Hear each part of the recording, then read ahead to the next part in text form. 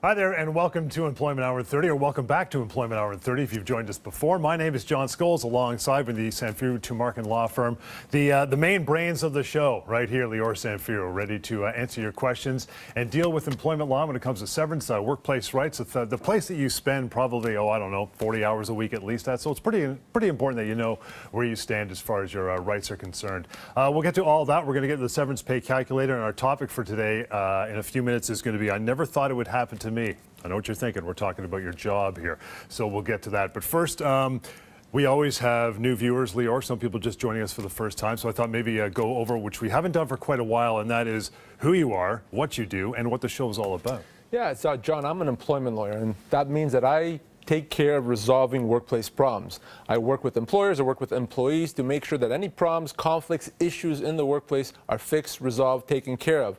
Whether it's people losing their jobs, wanting to understand what that means, what they're owed, whether it's people being discriminated, mistreated, constructive dismissal, human rights, all those things under the banner of the workplace law, workplace areas, what I do, what my team does. And the reason we're here, every week on TV, is to educate and inform people about those rights. There's a lot of misconceptions out there when it comes to employment law. There's a lot of false information that you can find, fake news as it's called, right, when it comes to workplace rights. So we want to actually tell people the way it is, because guess what, John? The law is quite good. The law, when it comes to employment law, protects employees, protects workplace rights. You need to know what it is. So if you have a workplace problem, tune into us right now, tune into us every week. We'll talk about things you have to know. And of course, if you ever want to talk to me privately, we'll give you my contact information throughout the show so we can talk about your specific matter. There's never a bad question, and there's only solutions that apply. Until Google Law School is up to snuff, this is the place you should be. As well, employmenthourtv.ca. You can scroll down that webpage and you'll find where you can find our radio show, the Employment Hour as well, throughout your listening range. So have a look at that. We always start, though, before we get into this topic and some phone calls from our radio show, the week that was. What's going on with you? Yeah, so let me tell you about a situation that came up just a few days ago in my office, and I thought I'd bring it up here to talk about some of the lessons that everyone can learn from them.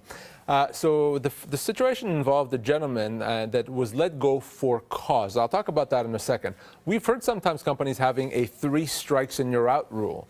Yep. That if you do something wrong 3 times, they'll write you up, but the 3rd time, you're gone. You're gone.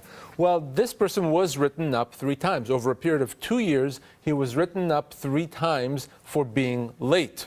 And it wasn't huge late, but he was late, and in fairness, he did it. And then after that, they said, well, 3 strikes, you're out. Now we're going to let you go. We've written you up. We've done it by the book. You're gone. You're out of here. So this is a long-term employee, 15 years worked for this company, been a good employee other than these latenesses. And he called me, and he wanted to know, can they do this? They do have this policy, 3 strikes and you're out. Can they let me go? Well, the answer was, John, absolutely not. It is very difficult to terminate someone for cause. The fact that he was late 3 times in a span of a 2-year period is not good. I'm not suggesting that that's good. People should come to work on time. But that's not the question. The question is whether that rises to the level of cause, and it does not. It's not so bad, so terrible that they can let him go without severance. This is a very common situation. I see this all the time, where employers jump the gun. They make determinations that someone has to be fired for cause when that's not the case. So this is a classic example. The fact that you may have been written up before, the fact that you know you've done something wrong in itself does not mean there is cause. And if there isn't cause, this makes it a wrongful dismissal. He's owed full severance, and it's going to be certainly my job to help him get that severance. It's not going to be a problem. He could be owed as much as 18 months pay, this person, 18 months. Yeah. So there's a very important lesson there. If you've been let go for cause, even if you've done something wrong, it does not mean that that's legitimate. It does not mean that that's legal. Call me. Let's talk about that. It's a really high threshold, isn't it? Like you've often referred to as a death penalty of the employment relationship, yeah, right? So, if we look at it in the criminal law sense, you may have done something wrong. Maybe you committed an offense. That does not mean that you can be killed. That does not mean that you're going to be subject to the death penalty. Well, termination for cause is the death penalty of the employment relationship, which means it's reserved for the absolutely worst offenders. Contact, by the way, even when the show is over, 1-855-821-5900 to put you in touch with Lior. Again, employmenthourtv.ca. Want to go to that webpage, find where you can listen to our weekly radio show, The Employment Hour. We take calls from it. We play them back on here, and I know you like to comment on them, so we'll get to one. So So I had a nasty situation where I was working for an employer for 7 years. I got laid off shortly after having a dispute over pay with them, and they said that they were eliminating my position, but I know that that's just not true. At the time, they gave me 2 weeks of severance, which I did accept. And just downloading your severance calculator right now, I'm kind of finding out that I was entitled to much more than that. So, I mean, is there anything I could do at this point? Use the calculator. That's a good thing. He is, and severancepaycalculator.com. We'll talk about that more on the show today.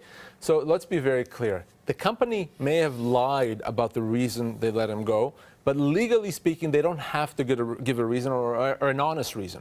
The company is allowed to let him go pretty much for any reason as long as they pay him severance. So if they told him, we're letting you go because of restructuring or lack of work, if that turns out to be false, that may make them liars. That may make them not very good people, but it doesn't mean that it's illegal. They're allowed to do that. The real question here is severance. So if he worked there for 7 years, he's owed a heck of a lot more than 2 weeks' pay.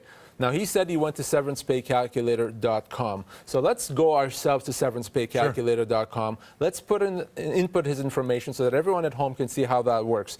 So I picked a job. Let's say he's in a technical position, 7 years of employment. Let's say he's in his 40s. He was offered 2 weeks. Severance calculator correctly assesses him as being owed 8 months pay. 8 months pay. So that's what he would have seen. And he would have said, wait a second, 2 weeks that you said I get, I'm owed 8 months. And that is not unusual. This exact situation where this big difference, there's such a big difference, I see all the time. So what can he do? Well, very simple. We deal with it. We resolve it. We contact the company and say, nice try. No, he doesn't get 2 weeks' pay. He gets a heck of a lot more than that, and we get him what he's owed. That's a wrongful dismissal. A wrongful dismissal is a situation where you're let go without the severance that you're owed. And that's it. It's not complicated. It's not difficult to resolve. So I would tell him, contact me. Call me, email me, let's talk about that. Let's make sure we get you everything that you're owed. You know, we often joke about on the radio show that people get caught up and mired and caught up and bogged down by the fact that why they let me go. If they lied, they should let me go. And we joke as well that, you know, if the company says, you know, you drive a blue car, Lior, I don't like people with blue cars, I'm going to let you go. As insane as that sounds, legally, if they pay the proper severance, they can do that. Absolutely. It would never happen. It hasn't happened yet, but it could happen anytime. And if the employer did that, that would be illegal. That would be probably a bit dumb, but it would be legal. Now, what more often happens is an employer giving a reason that's not the real reason. We're letting you go because of restructuring, but they're not doing that. They're doing that to save a buck or whatever it is. Now, where the exception is, they can't try to hide a discriminatory reason. Right. So if I'm telling you, John, I'm letting you go for restructuring, but I'm really letting you go because of your disability, well, that's illegal. That's discrimination. I can't make up an excuse to hide that. But if I'm simply want to hire my cousin, so I'm making up a reason to let you go, again, I'm not a nice person for doing that. That is legal, but I have to pay full severance. 1-855-821-5900 again is that number. EmploymentHourTV.ca is the website to check out all things employment law and to find our weekly radio show. And I want to get to another call. I think we'll run another one. Get your comments on it. So my company is being taken over by another company, and there's rumors going around where with the new takeover that we won't be entitled to our tenure as a severance if anyone gets terminated because we haven't been working for the new company as long as we have the previous one before it being taken over. I think they're just blowing smoke so people, you know, get what they get and don't really follow through with anything. Yeah, so this is a very common situation where a company has been taken over by another one, a company buys another one. Right. So let's be very clear how the law operates in this situation. If you're going to continue working, if a company is going to take over your company and you're going to continue working with the new company, your seniority automatically carries through. What does that mean? That means if the new company at some point lets you go, that when they pay you severance, the severance that they're going to pay you is going to have to be calculated with the previous service in mind. So if you worked for 10 years with the first company and 2 years with the new company, then you're now a 12-year employee, which means your severance is calculated on the basis of that. Now, the exception to that, and this is very important, is the new company may want you to sign an employment agreement that eliminates that past service. Do not do that.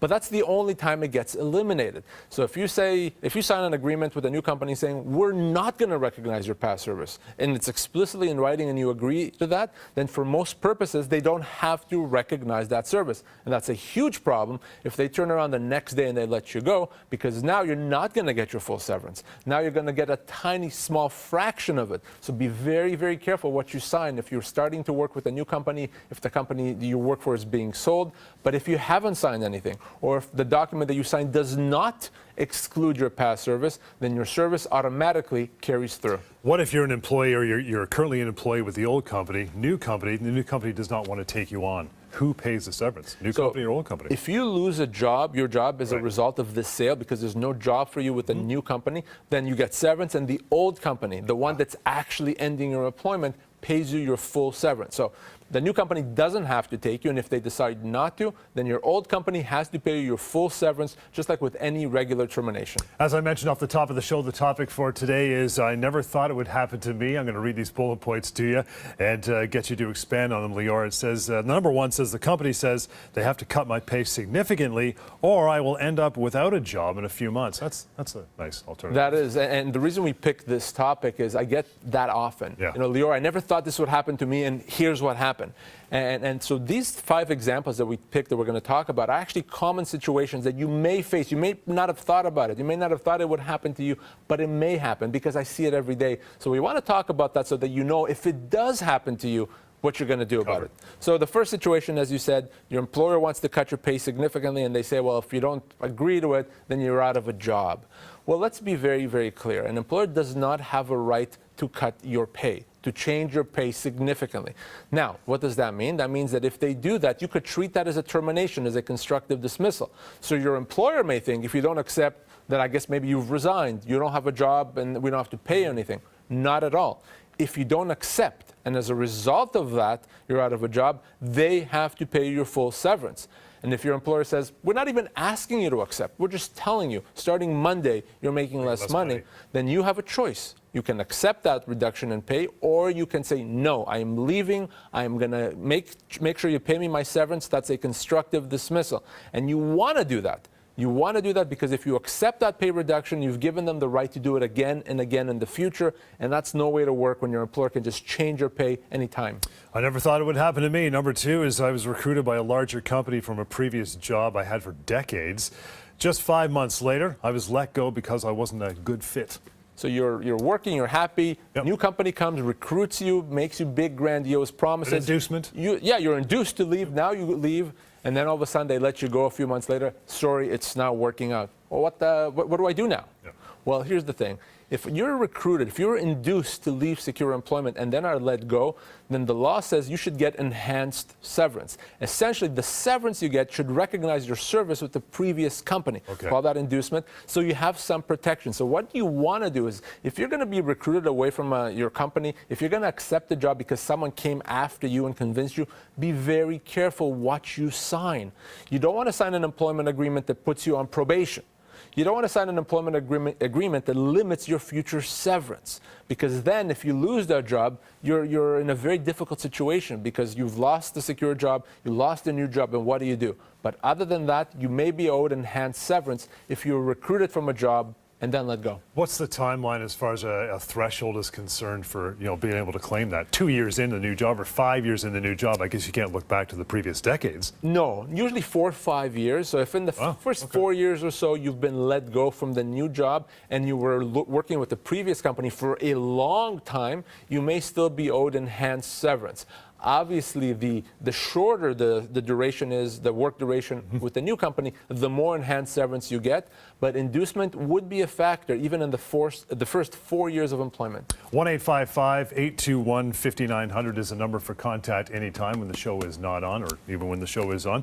We're talking about I never thought it would happen to me. That's a topic. Number 3 for you is my coworker is harassing me nonstop, and our supervisor is actually encouraging the behavior. I'm not sure how much longer I can put up with it. This is a huge one in today's work. It is, and we've all heard about it, but no one actually believes that it could happen to them. No one believes that. It's something that I read about in the paper, or maybe I see on TV, but it doesn't happen to me. Well, unfortunately, these things happen, and I see it all the time, every single day.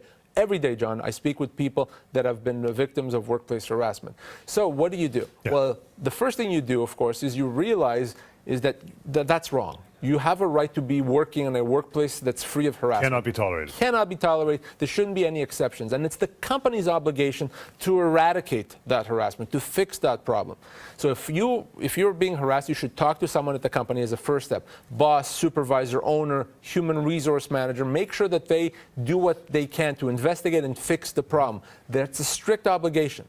Now, if you can't do that because there's no one to talk to, or you've tried and they've done nothing, well, now the company is doing something illegal. Okay. Now we can hold them to task. Now we can treat that potentially as a constructive dismissal, potentially also as a human rights violation, depending on the circumstances. We may be able to get you out of there with compensation. So it's very important to remember you have options. You should never just accept being harassed. Deal with it internally, and if you can't, call me and I'll deal with it for you. Help@employmentlawyer.ca is an email option to contact Lior and the rest of the crew back at the firm. We're talking about things I never thought it would happen to me. Another one is after 6 months on a medical leave, I was ready to slowly ease back to work, but my boss says they don't have a need for me anymore. I haven't got a job. So you're home, you're not well, you're getting better, you're working hard, finally you're feeling better, you want to come back to work. Yeah. Company says, sorry, don't have a job for you. Well, here's the thing, John. If the company legitimately doesn't have a job, they've tried to look, they've tried to accommodate, they've looked wherever possible, then they can terminate. That's a termination, Okay. not a resignation. They have to pay you your full severance. Yep. But in many of these cases, the company either doesn't want to take the person back, maybe they think the person's not reliable, or they haven't really tried, they haven't looked hard to try to see if there's a position. In those situations, it could be a human rights violation. The company should make all reasonable efforts to bring back an employee from a medical leave. They can't just say, we don't want to. We can't just say too much time has passed. Even if you've been off for a couple of years, you still have a right to your job. So it's either a question of severance or severance and human rights. Right. But there's no situation where they can just say, well, we don't have a job, so you're gone, or we don't have a job, so just wait at home. They would have to do something, either pay you severance, potentially human rights damages, and if that happens to you, you really, really do need to contact me. Any of these have you scratching your head or piqued your interest? Give Lior a call, 1-855-821-5900. We're going to take a short break. Severance Pay Calculator is coming up, and some concrete advice about working in the construction industry. I didn't write it. It's right here. Employment Hour 30 continues. Hang on. Lost your job? Employment law myth number 5. There's no point in calling a lawyer because my employer treated me fairly. Fact, over 90% of people are offered much less than they are owed. Always go to employmentlawyer.ca and check with the employment lawyer first. Lost your job? Find out how much severance you're owed right now. SeverancePayCalculator.com. Accurate, anonymous, and free. SeverancePayCalculator.com. Lost your job? Employment law myth number 7. Involving an employment lawyer is expensive. Fact, in most cases, fees are nominal, and the employer will ultimately cover the fees. Always go to employmentlawyer.ca and check with the employment lawyer first.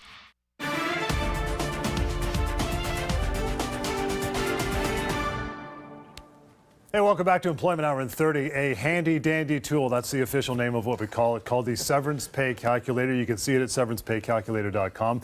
And this is not hyperbole. 550,000 plus people have opened it up, used it, and had their eyes opened up as well using the calculator. An example coming up first. Give me some details on how it works, pal. SeverancePayCalculator.com. Again, SeverancePayCalculator.com was created to inform and educate people in the easiest way possible as to what happens if you lose your job. What are you owed? What is the real amount? And there's a lot of confusion out there. People hear terms like termination pay, pay in lieu of notice, severance pay. What does that all mean? Forget about those terms. It's a question of the amount of compensation that you're owed if you lose your job. And that is what the Severance Pay Calculator does. Once you go to SeverancePayCalculator.com, you'll be asked a few questions. What is your age? What kind of job do you have? How long have you worked? And that's it. It will tell you how many months' pay, and it can even calculate that in dollars for you, you're owed if you lost your job. It's easy. It's free to use. There's no strings attached whatsoever. And you don't have to wait till you lost your job to use it. Maybe you're worried. You think there's a new boss and they don't like you and you think they're going to let you go. Or maybe you're just planning ahead or curious. You want to know what would happen? What would my family get if I lost my job? SeverancePayCalculator.com easy tool to use. Use it right now. Check it out. And if you want to, there's a nice little green button there you can press to contact me, only if you want to, so that I can actually help you get what you're owed. I want to get to a quick example with a calculator. 59-year-old Tom, a professional at a federally regulated company for 23 years. He was fired, offered $58,000 severance package. His salary was $85,000. His employer gave him a 3-day offer deadline. As that deadline passes, they will offer him only his minimum severance under the Canada Labour Code. An ultimatum. Yeah, ultimatum. So this is a good example to use because a lot of people get confused when it comes to federally regulated employees and provincially regulated employees. Most people watching us right now are provincially regulated. Some people, maybe if you work for a bank, you work for a railway company, a media company, you may be regulated provincially. Federally, sorry. But what that means for severance, not much, because your full severance entitlements are going to be the same federally or provincially. It's based on your age, your position, and the length of your employment. So this person was offered a certain amount of money, $58,000, when in fact they were making $85,000 after 23 years of service. So rather than me just tell you good or bad, let's actually plug that into the Severance Pay Calculator website. Let's see what that calculation gives us. So he's a professional, 23 years of service, 59 years old, making $85,000, and he was offered $58,000. Well, he should have gotten 24 months of severance, and the difference is $112,000. Wow. Now, this is not an example that you and I decided to write up on a piece of paper to talk about here on the radio. Because it's an extreme. It's average. It seems extreme, but it's not. This is a real situation from a case in my office that I wanted to bring up here on the TV show. There's nothing unusual about this, and the delta, the difference here is $112,000. So that's what you're looking at if you lose your job. Your delta may not be $112,000. It may be $55,000, but that's still a lot of money. So go to severancepaycalculator.com to check it out. You can also go to employmenthourtv.ca to find where you can listen to our weekly radio show. Phone calls come from the radio show. We play them back on this show. We'll get to another one. I know you want to talk about it.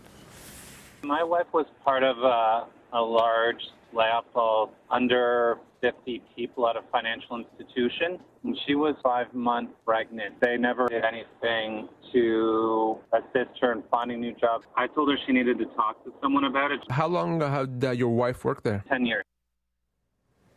Yeah. So, if she's part of a larger restructuring, a larger termination, we obviously can't blame the company. We can't say you're picking on her because she's pregnant. Now, if 49 people were let go from one department, she's the only one let go from the other department, she happens to be pregnant, I may feel differently. Yeah. But generally speaking, the rule is, of course, you cannot be let go because you're pregnant. You cannot be let go because you're going to take a maternity leave, unless, of course, the termination has nothing at all to do with it, which is not easy to prove. But assuming, in fact, that was the case, it's a question of severance. But because she's pregnant, the chances of her finding another job before she's ready to go on mat leave are small. It's extremely unlikely that she's going to find a job or that anyone's going to hire her. What does that mean? That means she's actually going to be owed enhanced severance. She's going to be owed more severance than usual because of the fact that she's pregnant, because of the fact that she can't just walk across the street and find a job. So that's why we brought this here, because we wanted to mention it. If you have something unique to you that makes it more difficult for you to find another job, maybe you have a medical condition, maybe you're pregnant, maybe you're working in an industry where there's just not a lot of jobs, that means you're going to be owed more severance, even more than you would expect, even potentially more than what the Severance Pay Calculator suggests. That's why it's so important to reach out and get proper advice if you lose your job, because you want to make sure before you sign off on that piece of paper that you get what you're owed. Once you sign off, too late to do anything. Way to reach out to 1-855-821-5900. We'll take a short break. Stick around. Coming up, concrete advice for construction workers and what to do when you are on the chopping block. More Employment Hour in 30s coming right up. Lost your job? Employment law myth number 9. I can just call the labor board instead of a lawyer. Fact: the labor board cannot help an employee get their full entitlements. Always go to employmentlawyer.ca and check with the employment lawyer first. Lost your job? Find out how much severance you're owed right now. SeverancePayCalculator.com. Accurate, anonymous, and free. SeverancePayCalculator.com. Lost your job? Employment law myth number 5. There's no point in calling a lawyer because my employer treated me fairly. Fact, over 90% of people are offered much less than they are owed. Always go to employmentlawyer.ca and check with the employment lawyer first.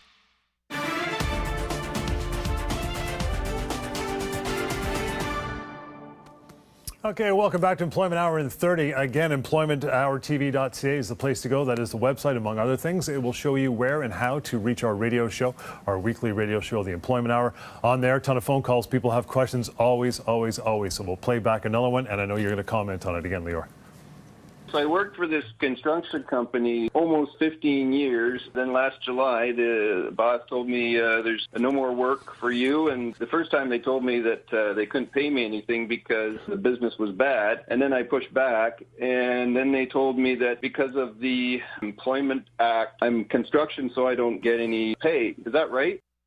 How many times have we heard that story before? We've heard that so often, and I actually remember this call from our radio show. Let's be very, very clear on this, and this is something that you have to listen to if you work in construction, if you know somebody that works in construction, and that is this, John. If you're in construction, in the construction industry, in the construction business, and you lose your job, you get the same severance, not almost the same, kind of the same severance as anyone else. Age, position, and length of employment are the factors. Now, your minimum entitlements may be different. Don't worry about that. You have my permission to completely forget about it. Your full entitlements, which you're actually owed, is the same. So let's take this exact situation and let's really zero in on it. So rather than me tell you how much this person gets after 15 years, again, let's go back to the Severance Pay Calculator website, severancepaycalculator.com, and plug that in. So he's in construction, 15 years. I picked an age, let's say he's 43 years old. Well, guess what? Severance Calculator correctly assesses him anywhere from 12 to 15 months of severance, 12 to 15 months. His employer is telling him, you don't get anything, zero, because you're in construction. No. He gets more than a year's pay, more than a year. So that's why it's so important to use the Severance Pay Calculator to get advice and not to believe any of the misconceptions out there. One of them, the big one, is, construction employees don't get severance. Wrong. Another place you want to go to ask questions when we are not on the air, either on the TV show or radio, terminationquestions.com. I'm going to read one, and I know you want to answer this. Another familiar scenario each week on this show and the radio show, and it is, I was just told this week that I have to sign a new employment agreement, and that if I don't sign in 1 week, I'm going to be fired. What do I do? This is an important question, and this is one question that most people don't even think to ask because they don't think anything about it. So let's be very clear on this, John. If you're already working, you have a job, you've been working for a while, and your employer comes to you with a nice long piece of paper or several pieces of paper stapled together saying, here's a new employment agreement. We need you to sign it. The first thing you do is you're worried. You have to be worried. And the reason you have to be worried is the only time the company is going to come to you and ask you to sign a new employment agreement is if that document is better for the company. For sure. If there's something in it that the company wants you to sign, not because it provides you for better rights or better entitlements. It doesn't make sense. If the company wants to give you something, they'll give it to you. They're not going to make you sign a new employment agreement. Okay? So what could be in there? Well, it could be a term in there that limits your future severance, that could cost you tens of thousands of dollars down the road. It could be a term in there that gives the company the right to change your compensation, to relocate you, to demote you, to lay you off temporarily. Bad things. So you have to be very, very careful. And if you've reviewed the contract and it does have those bad terms, you should say, no, I am not going to sign. And if they want to let you go, well, they'll have to pay you your full severance. It's better to do it that way than to sign an agreement that limits your severance. And then 2 months later, when you're let go, you get less. You get $100,000 less severance because of that document that you signed. It could literally be the $100,000 plus document. So if you've been offered a new employment agreement, let me see it. Let me take a quick look at it, and let me tell you if there's something in it that should worry you. If there is, we'll talk about how to deal with it. Don't just sign. Once you sign, again, you may be stuck. It's always a problem. Be concerned if your employer wants you to sign a new agreement. Just before we wrap here, if you do sign it, do they not have to give you something for signing it? Strictly speaking, for a new employment agreement to be legal, they have to give you something in return, a signing bonus, a pay raise. If they don't, they may not be. But the best advice still, if you sign it, you have to be prepared to live with it. Live with it.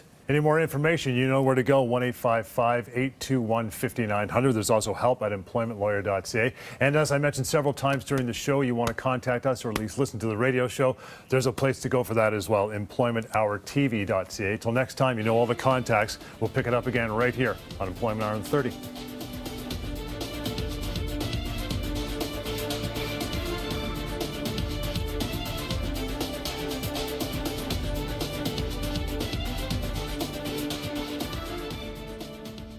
Closed captioning of this program is brought to you in part by SeverancePayCalculator.com. Find out how much you are owed right now. SeverancePayCalculator.com.